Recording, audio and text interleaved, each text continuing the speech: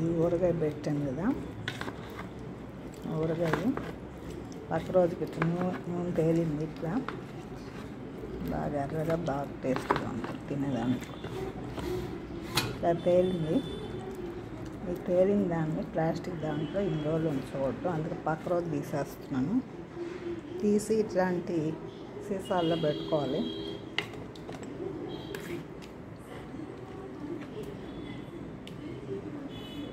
తీసి దీన్ని నీట్గా పెట్టేసుకుంటే నూనె బాగా తేలింది చూడండి. పక్క రోజుకి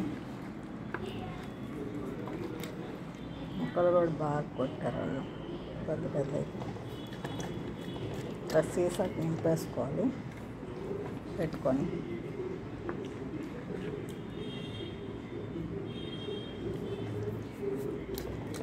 ఇట్లా ఇట్లా పెట్టేసుకోవాలి. దీంట్లో బాగా నూనె వేలింది.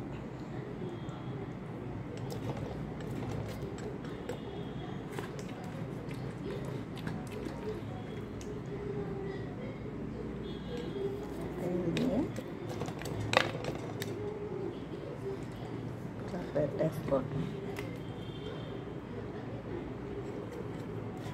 బాగా గుజ్జు కూడా బాగా వచ్చింది, రెడ్డిష్గా అన్నీ కూడా సరిపోయినాయి.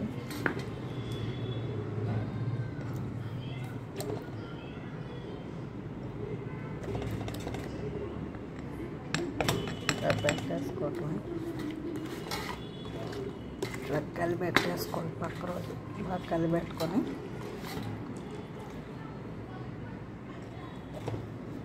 పెట్టుకోవాలి.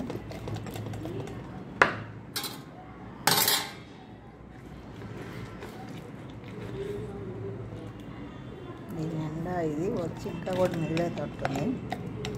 వేరే దాంట్లో పెడతాను త్వరగా తీసేసి.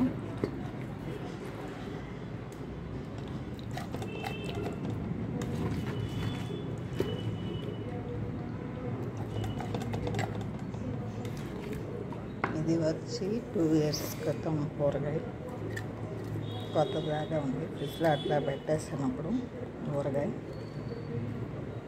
2 years క్రితం. ఇది చూసేదానికి కొత్త ఊరగాయలాగే ఉంటుంది. 2 రోజులు 3 రోజులు బయట పెట్టి తర్వాత ఫ్రిడ్జ్లో పెట్టుకుంటే 2 years 3 years కూడా ఉంటుంది. ఇట్లాగే టిప్పు. తర్వాత దీన్ని ఇట్లా పెట్టేసుకోవాలి.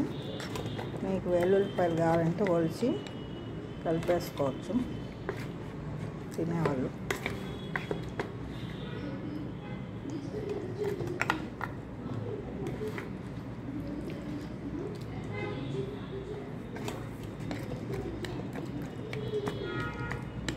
ఊరగాయ ఎంత పాత అయితే అంత ఇమ్యూనిటీ పవర్ ఎక్కువ ఉంటుంది దాంట్లో. కొత్త ఊరగాయ కూడా బాగా టేస్ట్ ఉంటుంది, కాకపోతే పాత దాంట్లోనే ఇమ్యూనిటీ పవర్ ఎక్కువ ఉంటుంది.